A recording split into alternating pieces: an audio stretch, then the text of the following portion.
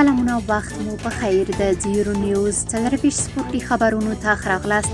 یکشنبه د 1405 هجري لمریز کال د غویي 14مه او د 2026 زیږدیز کال د مې 3مه ده.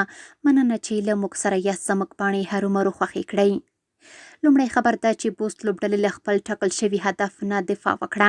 د ملي شلوريز جام په 3مه لوبه کې بوست لوبډلې وشوی کولی چې له 170 هدف نه دفاع وکړي او په روانو سیالیو کې 2مه بریا خپله کړي.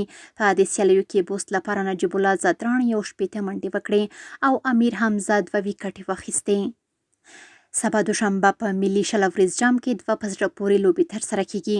په لومړۍ کې به سهار 9 بجې امو د بوست پر وړاندې او په 2مه لوبه کې به ماسپښین 2 بجې باندې امیر د مس عینک لوبډلې پر وړاندې ډګر ته ښکته شي.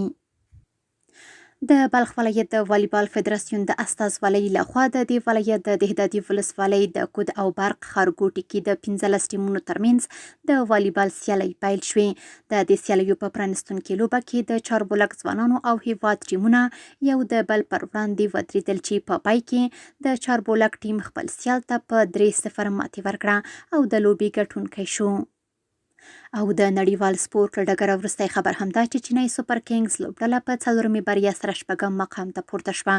د هند کرکټ غوره لیګ په 44مه لوبه کې د نور احمد لکنوال چینی سوپر کینګز لوبډلې وشوی کولی چې سیالې مومبای انډینز لوبډلې ته ماتې ورکړي او د نمرو جدول کې پورته شي.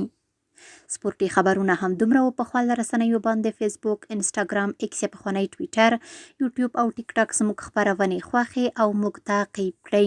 آدرس یې 0 نیوز 24 تر سبانۍ خبرونې د الله پامان.